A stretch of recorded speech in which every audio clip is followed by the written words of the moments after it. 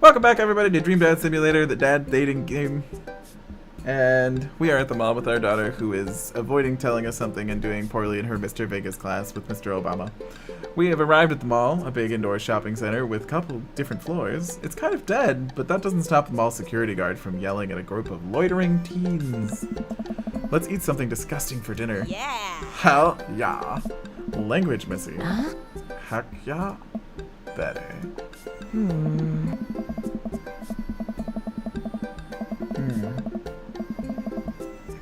We approach the food court and evaluate our options. There's greasy restaurant after greasy restaurant, but my heart burns just looking at the menus. Nobody looks happy to be here.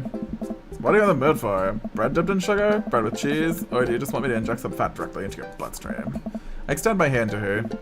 Would you do me the honor of sharing some nachos? She takes my hand with a grin. It would make me the happiest, cheesiest girl alive. It's a good thing I'm not lactose intolerant. We order a giant pile of chips and unnaturally orange cheese from a very unenthusiastic and possibly stoned teenager. We take a seat at a rickety table and dig in. Whoa! These are bad. These are very bad, but also strangely delicious. We have to eat through the pain. We enjoy the fluorescent cheesy goodness together until we're all out of nachos. That is a terrible dinner. So, something's been bothering me for a while.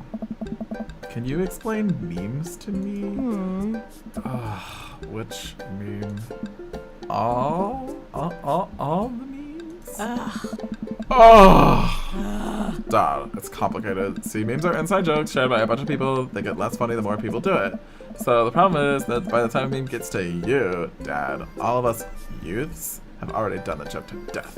Aww. And what's worse than that is that movies and TVs and video games will try to jump in on a meme train, but just based on how long it takes to make them, the meme will be long dead by the time it comes out, so it just dates it, and it isn't funny. Oh shit, what up? Dad! Please. Anyway, changes the subject.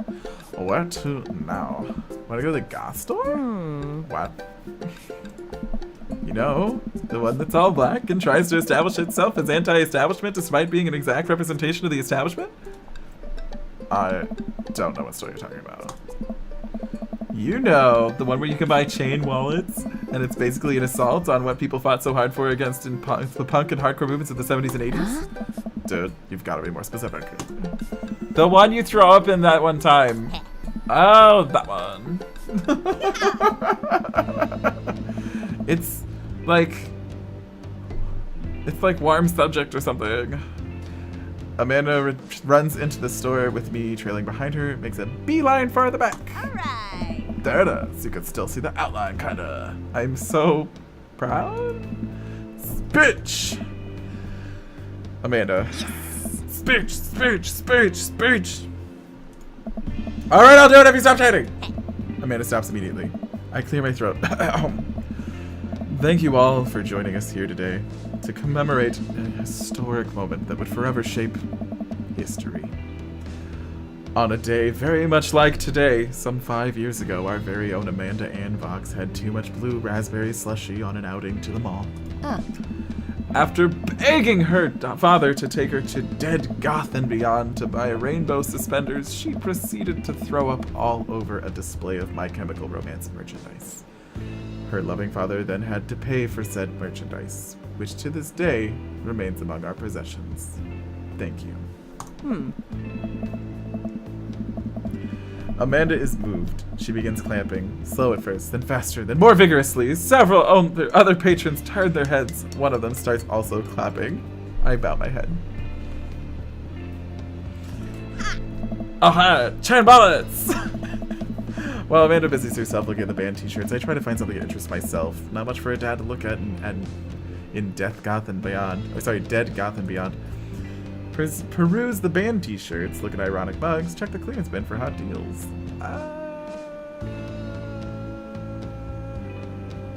Band t-shirts. I barely know any of these bands. Cannibal Bone Party doesn't sound like some music I'd enjoy, but they must be really happy that a retail outlet is carrying their merchandise. I hope their parents are really proud of them. Look, this is very important to me. He's fucking wearing a cape! I think I found Goth Dad, guys. I'm not into Goth Dad. I overhear a stifled argument over at the cash register. An older gentleman is carrying a garment, showing it to a bored-looking cashier with pink hair. No, it's a fucking cape. It's a fucking cape. I see no hood. I just see cape. I can see that. I can see that. I don't know what to tell you. Dude, I just work here. Ah! Listen. Wait, listen. When I bought this online, the website said this blouse was Victorian inspired. However, when I received it, it clearly had the trademark of Edwardian dressage. Do you want a coupon? I can give you a coupon. Will you leave if I give you a coupon? Is there a manager present? People have to know what they're buying. I am the manager. I see. Well, it would seem that I have outstayed my welcome. Good day, shopkeep. Your superiors will receive a strongly worded letter by post. Whatever, dude. The man whirls around and storms out, his literal coattails trailing behind him. I can't tell if they are Victorian-inspired or Edwardian in nature.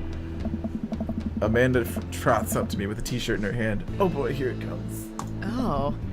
Hey, Dadtron 5000! Yes, I'll buy it for you. Huh. Wow, that was easier. Thanks. At least it's only one this time. Amanda plops the shirt onto the counter and grins at the cashier. I love your hair.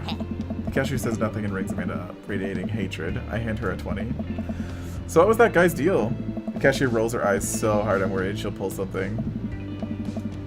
That's Damien. He's in here all the time. He's obsessed with Victorian fashion or whatever. She hands Amanda her bag and it's clear the conversation is over. We make our way out of the store and head home to get some rest. Amanda and I sit on the couch trying to find something to watch over bowls of ice cream. Oh cool. Long Haul Paranormal. Ice Road Ghost Truckers is on. Jesus Christ, that name.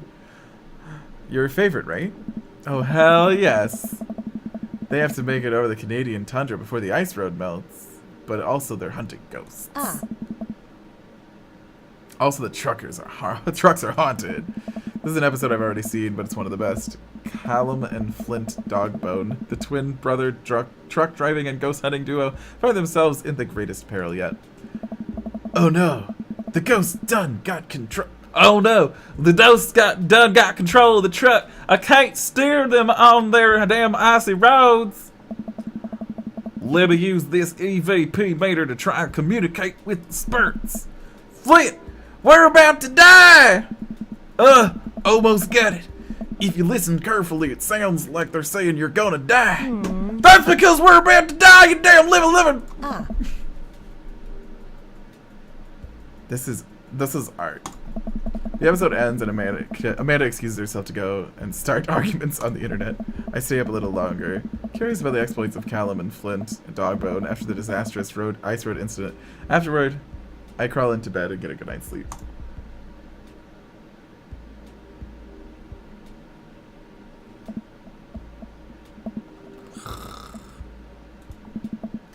Morning, sleepyhead. 5 more minutes. You've never let me have 5 more minutes, so get up. Fine! We have cereal for breakfast and spend the morning putting together furniture. Amanda is much better at interpreting the tiny manuals we're able to put together. Oh, we were able to put together a few shelves and one desk. I'm pretty sure it was supposed to be a bookcase. So, you excited for the cookout today? Excited to beef up my grilling skills. There's food, I'm excited. I do love a dad joke. And I do love food. I'm not a griller. Whatever. I'll see this as a learning opportunity. If I can snake some hot grill tips, I think we can consider it a success. Oh, I've met everyone now? That's it? There's like, what, 6 of them? Wait, hold on. Joseph first, then it was Matt, then it was Robert, but we didn't meet him at that moment, so it was Brian, and then it was... Oh no, it was Chad, then it was Brian, then it was President Obama Vega, right? Oh no, then it was Robert. Then it was President Obama Vega, and then it was Damien Gothdad. Is that right? Are there 7 of them? Is that? Are there 7 of them? Did I get it? I hope I remembered everyone. I'll probably end up standing uncomfortably in the corner with a plate of food and hope that nobody talks to me. I started with Matt. Matt was the first one. Oh. Oh no, he's the second one. It went Joseph, Matt.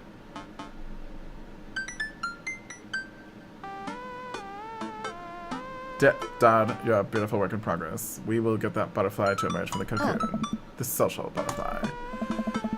Well, we better start getting ready. We definitely don't want to be late. What? No, we have to be fashionably late. Who shows up to a cookout on time? You know what? We're going to be early just because you said that. That's me. I would definitely be early. I head out the door and Amanda reluctantly follows. We walk across the street to Joseph's house with store-bought veggie plate. I'm a terrible cook if it doesn't involve a grill. Hi, Emperix.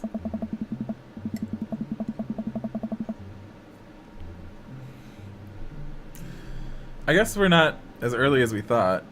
Joseph's backyard is already packed with people and the smell of hot dogs wafts through the air. Small children run through a sprinkler and adults chat in small clusters. I set our veggie plate down on a table next to the other 2 veggie plates. Huh. Daddy Vox, that's me. Hey, there's Joseph! I wave to get his attention. The moment he sees us, he jogs over, arms wide open. Welcome. I'm so glad you 2 are here. You brought vegetables. How quaint. Let me introduce you to my family. Kids, come on over here. This is Chris, my eldest. Hi. This is Christian and Christy. They're twins. Whoa! They stare creepily and say nothing. Jesus Christ. Hey. Then, of course, there's our youngest, Krish. Wait a minute. Where's Krish? Maybe Mary put him in his crib. Oh god, it's Mary!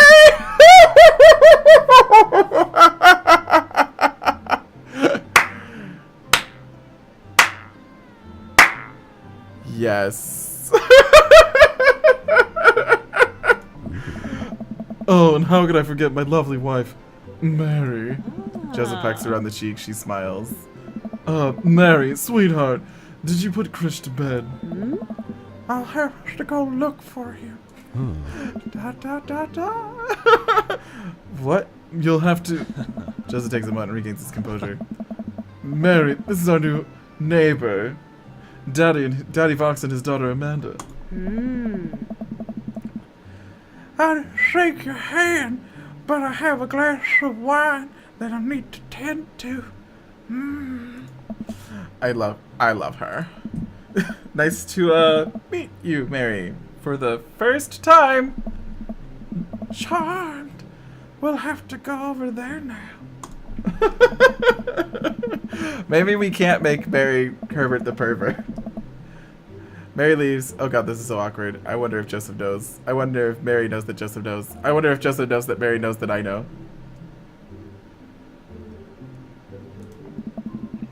So we decided to do a Herbert the pervert for Mary.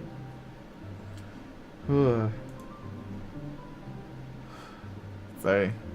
Yeah, this is definitely the last episode of the night. This is a vocally stressful experience. It takes all of my energy to not run away from the barbecue and start fresh in a new city. My wife has a wonderful sense of humor, but please, you 2 enjoy the barbecue. All the guys are excited to meet you.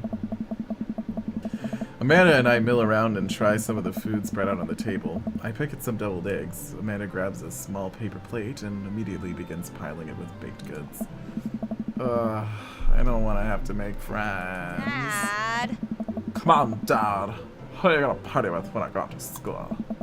But I don't want to have to do pleasantries. Dad. They're gonna talk about weather. Aww. Go. Do it. Make a friend. But how could I possibly abandon my only child at a social function? That's bad parenting. This plate of cookies is my new dad. Bye. Bench. Amanda shoves me into the center of the yard. Well, here goes nothing. I look around at the party, and I'm surprised to see familiar faces. I love pizza a lot, too, and thank you for following the channel. Wait, does that say pizza a lol? I don't know. I like your name. Yeah, a lot.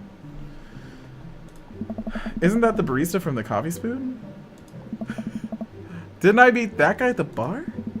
Didn't that guy throw a frisbee at my head? Isn't that the guy who was throwing a fit in Dead Goth and Beyond? Isn't that Amanda's teacher? Hey, I know Craig. Wait a second. All of these people live in our cul-de-sac? That can't be right. I better investigate. Why is Robert hanging out with Brian? I don't like Brian. And it's not because he's a bigger guy. I'm fine with the fact that he's a bigger guy. He kind of seems like a douche.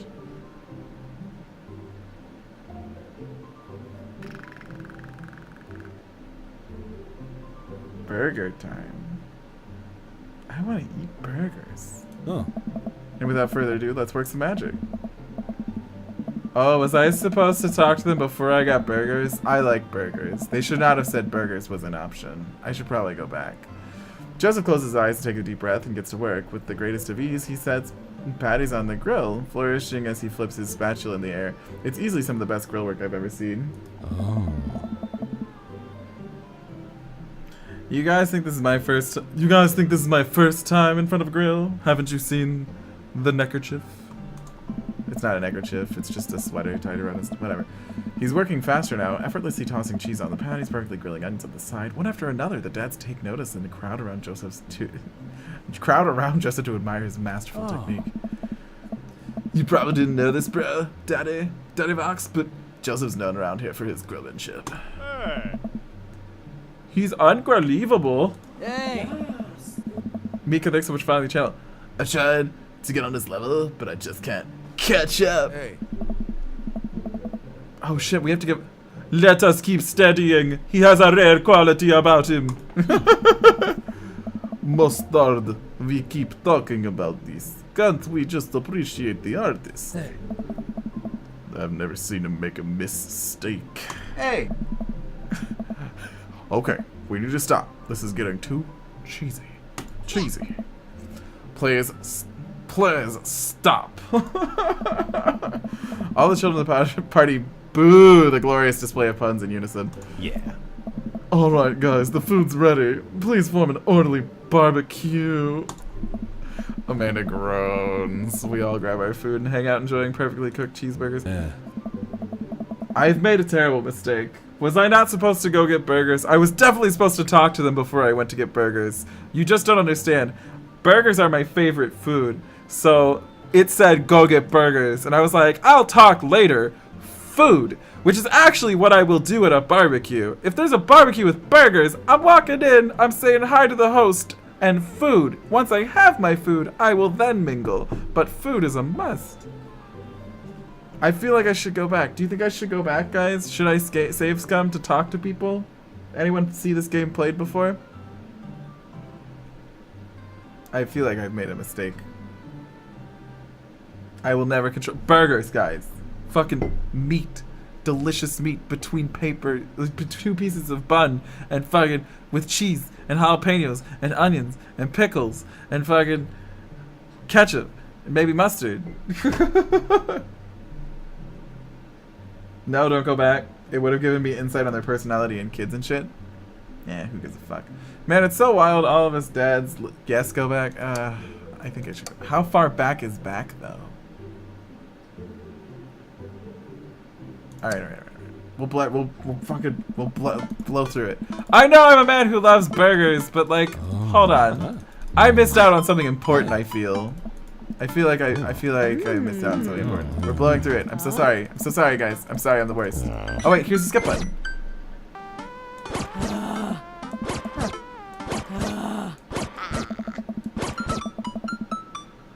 Here we go. Wait, sorry. Okay. Sorry, I caved. I wanted to know. Damn it.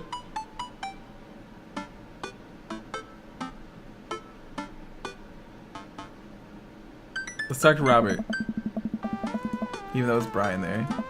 Man, I don't think I want to deal with being one up by Brian or whatever happened with Robert last night. Oh no, they caught me staring. Oh no, Brian's waving me over. Shit. I flash a smile and walk over to them. Hey, guys. Daddy, how the fuck are you? How the heck are ya? Settling into the neighborhood alright? I forgot what Brian's name was. Or voice was. Anyway. Bye, Grace. It's kind of close to that, I think. It's like Sarah Palin-y. Oh, you betcha. Oh, you betcha. Got the living room in order at least. Hey. That's great to hear. I've been doing some living room work as well. And finally got the 50-inch in there. Game looks great in high def. Oh boy. What a dick. Daddy, you've met Robert, yes? Yeah, we met. Robert regards me over his whiskey. Good seeing you again. Oh. We were just talking about my most recent camping trip. Spent a night out in the woods with Daisy and Maxwell. She's definitely an outdoorsy one. Even caught herself a fish. I don't want to make him Irish. I'm not that good at that accent. It's good to see you taking your daughter out like that. I bet she'd love it. Hey. And it's great that she loves the outdoors. Mine loves being inside. Brian raises his eyebrow at me. Being inside making art. She won a local competition for that art. Yep. Did I put it on too strongly? Robert stares at me blankly for a second. Anyway. Really? I haven't gone camping in years. Not since the last time. Same here. Well, things change once you have kid. Wait, what happened last time? Oh. Robert takes a long sip of whiskey. Well, old Johnny Boy and me were out in back country. Johnny Boy's a strong kid. Met him in me army days. Comes from Kansas. They build him tougher out there. Anyway, things go south pretty quick. Johnny Boy breaks his ankle when the rope bridge snaps. You can see the bone popping out through the skin. Johnny Boy's screaming now, crying out for his mama, losing blood. We're 2 days out from the next living soul, and here I am with my dear friend bleeding out in front of me. I'm able to dress the wound, but now I got a fireman to carry. A 6-foot, 180-pound man over some of the toughest terrain I've ever been in. Won't lie to you, there were moments during those 2 days when I thought about leaving old Johnny Boy. But you build a bond with your brothers in arms. That bond never breaks. I got that boy back to civilization, but I lost some of me out there. Guess that's camping for you. Brian and I stare in disbelief. Robert takes another long sip of his whiskey. Just kidding. My friend John and I went inner tubing down a river and he lost a flip foot. Missed that kid. Brian and I laugh nervously. Or am I kidding? Brian and I tense up again. I'm kidding. Oh. Amanda and Daisy barrel up to us laughing. Daisy's holding a paper plate in front of her like it's a steering wheel. We gotta get off this haunted truck. Oh no, the ghost locked the doors. Quick, hit an emergency escape button. But trucks don't have emergency escape buttons. Then hit the brake, I guess. And then we'll get out of the truck. The imaginary truck. Anyway, we're safe from the ghosts. But how will we ever survive this Arctic tundra? Daisy, you might have to eat me. Are you prepared to do that? I'm prepared to do anything to survive. That's cold-blooded. I like it. Although I'm not sure I have the materials required to properly cook you. You know, that reminds me of the last time I went skiing. Robert! Wait a second, are you guys playing Long Haul Ice Road Paranormal Ghost Truckers? I did fuck Robert and had to reload it. Yeah! Amanda and I love that show. It's the best, especially the episode where Colum hides Flint's keys and Flint retaliates by breaking an ancient cursed urn and sending the spirit after him. Yes! Such quality reality TV. I don't watch a whole lot of television, but I do enjoy that show. That and war documentaries. Daisy, I found us a couple of bugs. They're gonna make a great meal, lots of protein. Gonna keep us from starving out here in this harsh icy tundra. But there's a whole table full of food right over there. Daisy, it's a game. We're playing pretend. It's what kids do. Live a little. Amanda gives Daisy a handful of gummy worms from the snack table. They eat them with mock disgust. Oh my god, gummy worms sound so good. Deliver me gummy worms right now, chat.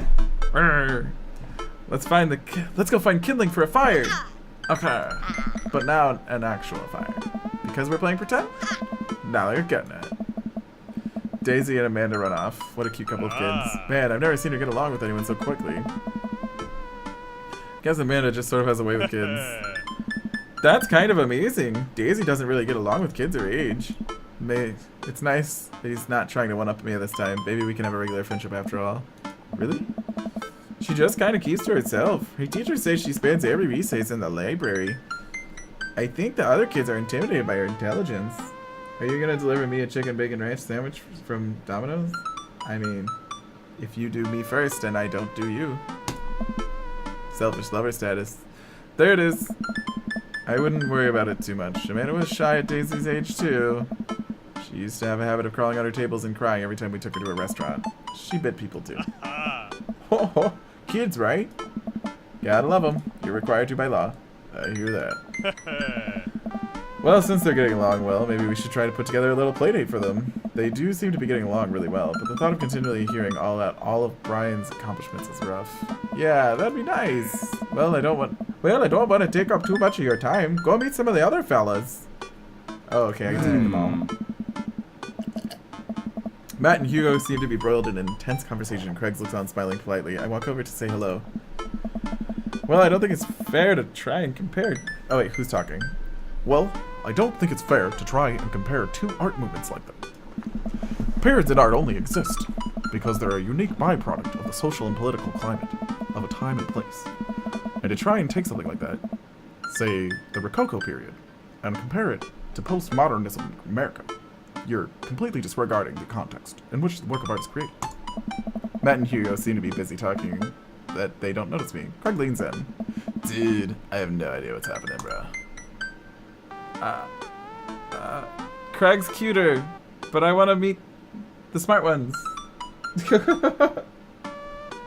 Damn it. And this episode's gonna be super long. Fuck. I'm the worst. This is because you know what? You guys deserve a long episode because I do the stupid rewind thing. Talk to Craig. Turn my attention to Craig, who seems a little more attentive to my existence. How'd resistance training go the other day? Great. Little River here is a great cheerleader. And aren't you tight, bro? Craig grabs River's arms and waves him around. Oh. You can do it, Dad. I'm so proud. You can do it, Dad. I'm so proud of you. Sorry for pooping on you. She must be a handful at that age. Oh, they always are. Hey. But it's so worth it. Grabs the arms again and waves them. Oh. Also, sorry for throwing up on you, Dad. How are you settling in? Almost done. New place is perfect. Never get too comfortable. Almost done. There's still a lot of few ends and ends to take care of, but I can really call myself settled. But I think we can upgrade the situation to livable. We did livable throughout the entirety of college. Yeah, my goal was for Amanda to live sort of the life that didn't involve eating spoonfuls of ranch dressing as a palate cleanser between different types of pizza. She still does, though. Hey, she takes up to her dad. Daddy Vox, how are you liking the neighborhood? It's pretty nice. Everybody seems super friendly. Seems like your daughter is fitting in just fine, Mon.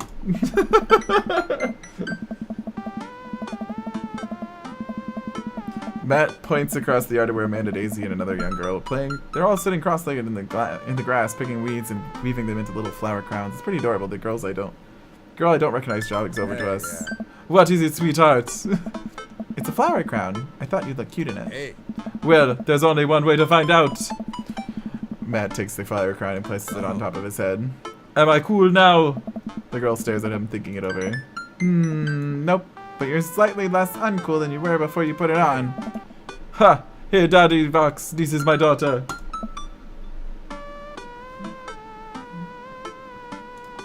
Hello.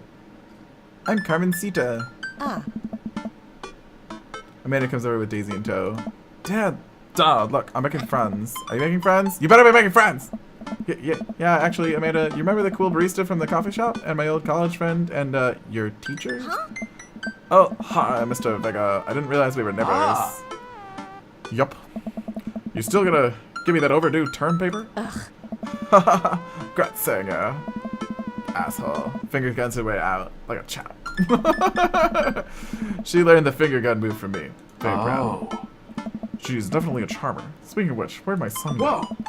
Hugo looks around the party. He must finally spot him because his eyes go wide. Whoa. Ernest Hemingway Ernest Hemingway Vega, are you smoking? Oh. Ernest is holding a lit cigarette. No! I see Ernest across the way. He casually takes a long drag of his cigarette and flicks it into the gutter. Unbelievable. Excuse me. Hugo marches over to Ernest, and I turn my attention to Matt and Craig. Kids, right? Man, I do not envy Hugo. Man, I do not envy Hugo. The last barbecue we had, Ernest tried to shove a sparkler down Jose's pants. Nearly burned down half the yard. On this barbecue? And the barbecue we had that, he actually burned down half the yard. And then it spread into my lawn and burned down half of my yard too. Hugo walks back over to us, practically dragging Ernest behind him. Hello, everybody. Sorry about that. Daddy Vox, this is my son, Ernest. Hello. Ernest looks away, sulking, his hands deep in his pocket.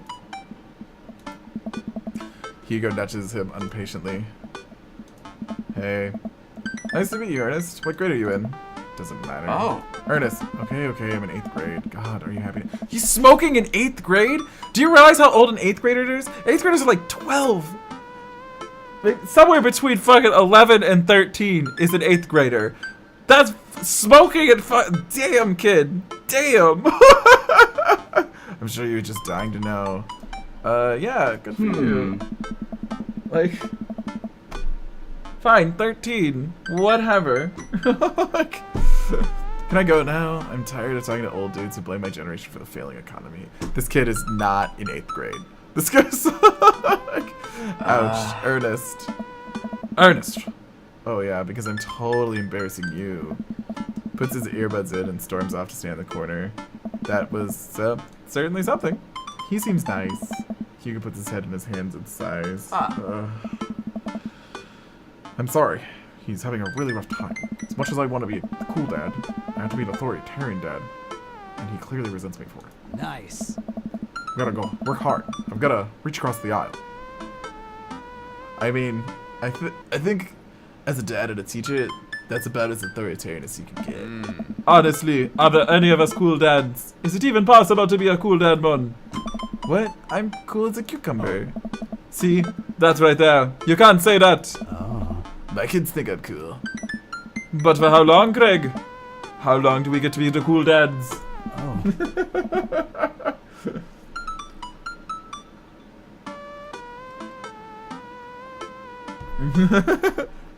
I don't know, bro. I think we just have to accept the fact that as dads, we've become the machine we once raged against and accept our fate to unironically wear socks with sandals. Your kids may think you're cool now, but the moment they hit puberty, you're doomed. You're doomed, man. You're doomed. Amanda's 18 and she still thinks I'm cool. I yell across my... Amanda! I'm cool, right? Amanda just laughs, and she keeps laughing. I see your point. Oh no. As much as we all want it, I don't think it's as important to be a cool dad as it is to be a good dad. We can't all be best friends with our kids. It just doesn't work. I mean, look at me and Ernst. Oh. Our job as parents is to make sure our kids turn out okay. Yeah, you're right. But it'd be nice to have it both ways. Hearing these guys talk about this makes me think of my relationship with Amanda. We get along so well, but there might come a time when it won't be like that. Is college when that happens? Don't let us eat up your time, Daddy. Go meet some of the other people around the neighborhood. Time for Joseph and Damien. I spot Joseph chatting with that guy from Dead Goth and Beyond by the grill. I wonder what they're talking about. Walk over to them. So I'm curious. Can you walk me through the way you had your house painted black? Where do I even start? The house stays warmer in the winter. It provides an artistic contrast to the rest of the neighborhood. And it complements the crimson interior perfectly. It's definitely an interesting choice. Thank you. I'm very proud of my abode. Daddy Vox, I was just having a conversation with Damien here about his aesthetics design decisions. Damien regards me up and down with warm but critical eye. How do you do? I don't believe I've had the pleasure of converting you into vampirism. I think I saw you in Dead Goth and Beyond the other day. Damien's face turns bright red. I must apologize for my behavior on that day. You see, I take goth style very seriously, and to be caught in such a ruse by such a corporation as Dead Goth and Beyond was profoundly frustrating indeed. Huh. I hope you know that while my anger may have been justified, it was no such way for a gentleman to act. It's okay, man. Do tell me about yourself. Are you new to the Transylvania area? Yes, my daughter and I just moved in the other day. She was the one I took to Dead Goth and Beyond. I'm never gonna get that right.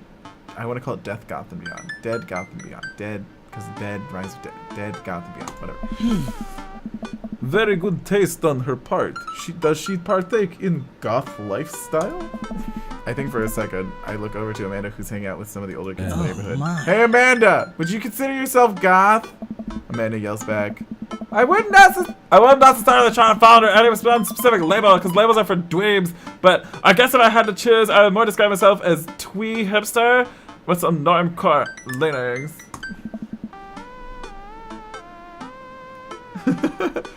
That's a cool though! Oh, pity.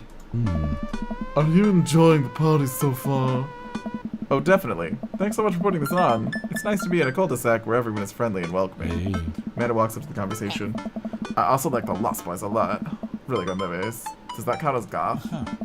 That it would, my dear. I don't believe we've had the pleasure of meeting.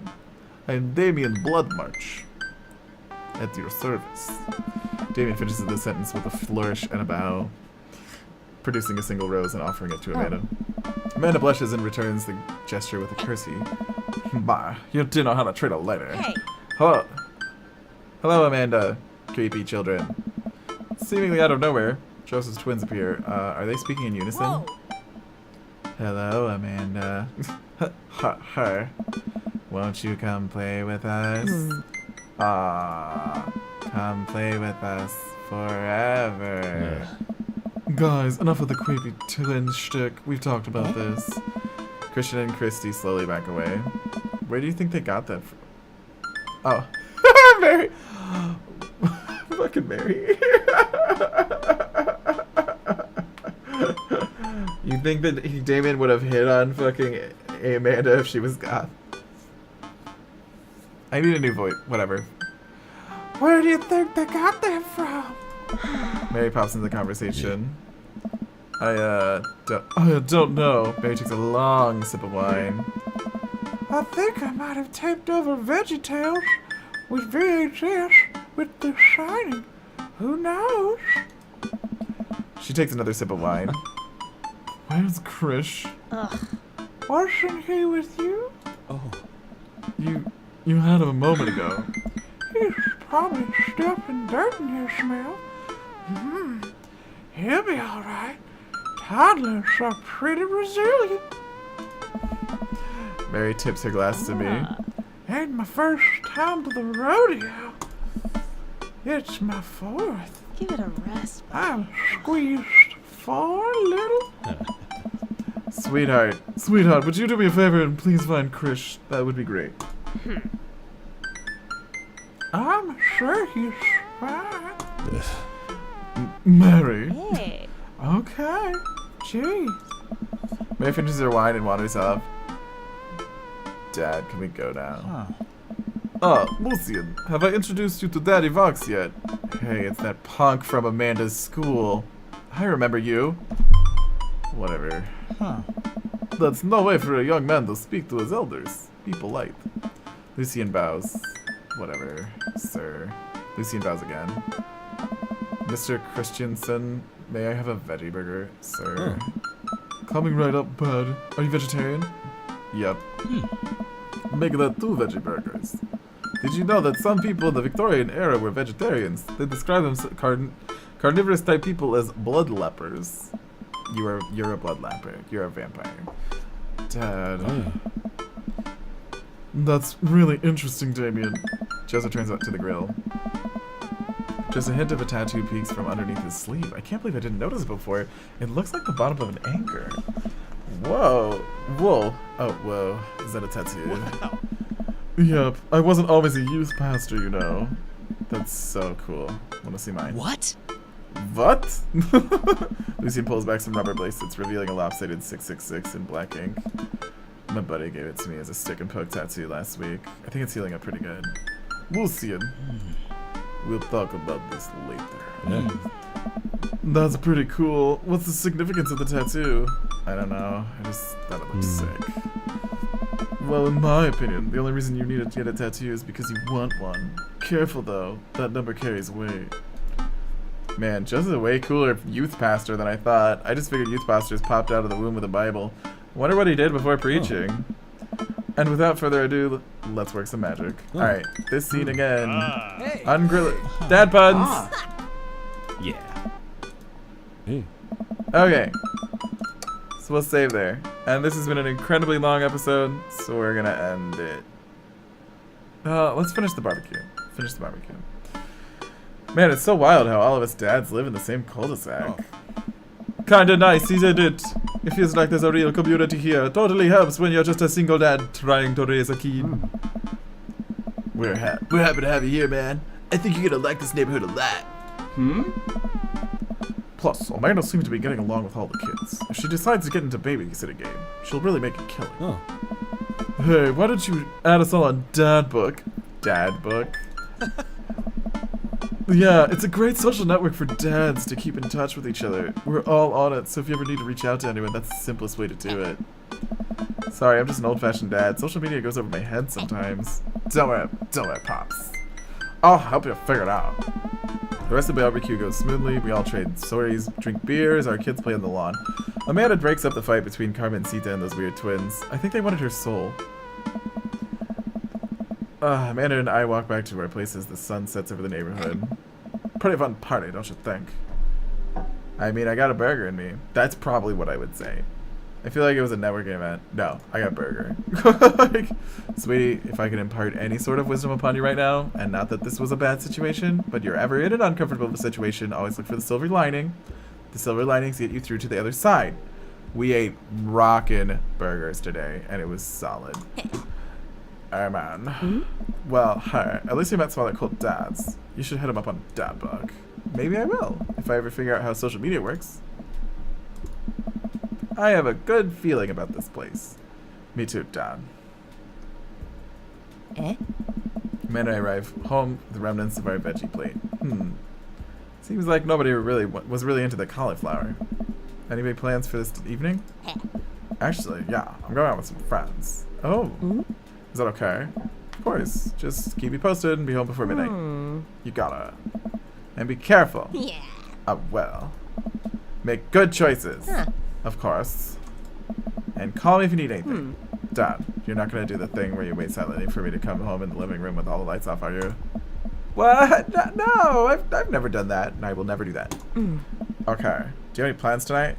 My plans were kind of eat ice cream and watch TV with Amanda, but I'll find something to do. I'm gonna see how long I can sleep for. I'll work on some stuff. That's fine. You know, dad stuff. Just relaxing tonight. Have fun. Okay.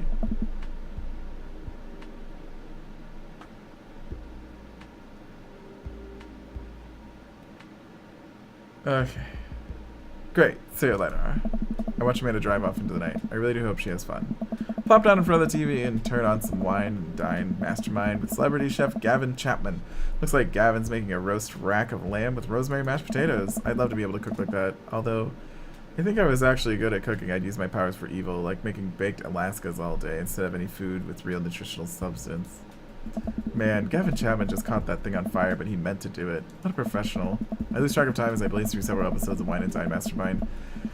And also one episode of a cooking show called Meat Hell. I'm not even sure what that one was about. It's just a lot of yelling. I glance at my watch. Man, it's almost midnight. I should check in with Amanda. Send a text. Hey kiddo, you good? I wander into the kitchen as I wait for a reply. Amanda's phone is almost always in her hand, so I'm sure she'll respond soon, unless she's driving home now, in which case I hope she doesn't respond soon, because I definitely taught her better than to text and drive. Reach into the freezer and grab an ice cream sandwich. It's a little late for this, but I think I earned it after a long day of socializing. I check my watch again, and my phone. Nothing yet. Casey, now I'm worried. Do I call her? Do I call the cops? No. It's too soon for that. Just send her a gentle reminder text. What's up? Half hour passes. Now I'm really worried. The episodes of Gavin Chapman's Meat Hell are not only are not only not assuaging my anxiety, but possibly exacerbating it with all the yelling. So I keep pacing around the house waiting for her to come back. Why didn't I find out where she was going? Who was she even with? Why don't I know any of her friends' phone numbers? Why don't I even know any of her friends' full names? Who is Emma P? I decided to send her another text. Amanda, please text me and let me know you're okay. I can't help but think of all the awful things that could have happened to her. Oh, thank God it's her. Amanda opens the door and shovels in. Finally, she's back home. I'm glad she's okay. Stop. Sweetie, thank God you're safe. Yeah. But now that I know she's okay, I'm really mad. Why didn't you answer my texts? Amanda pulls her phone out of her pocket. Oh, whoops. I guess I didn't see those. She starts to walk to her room. Amanda Ann. Whoa, we're pulling out the middle name now? Amanda, you came home an hour and a half after your curfew and you didn't respond to any of my texts. You really freaked me out. I was about to call the cops. Dad, you're seriously overreacting. You're not going to be like this when I go off to school, are you? I have a right to be concerned. I was scared.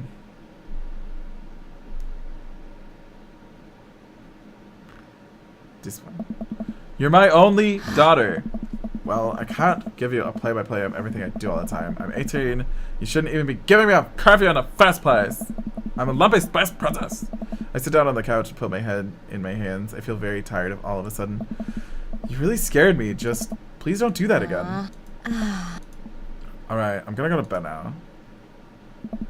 Amanda closed the door to her room and I head to mine. Jeez. As I'm falling asleep, one thing she keeps echoing in my mind. She said keeps echoing in my mind. You're not gonna be like this when I go off to school, are you? I definitely didn't sleep well last night. I brewed some strong coffee and some scrambled eggs for Amanda as a peace offering. And that is where we're gonna end Daddy for the night. We'll definitely pick up this game. I've had a really great time. I'm really enjoying this. It's kind of hard on the throat to do all the voices, but I'm really enjoying it. So we're gonna end the episode there.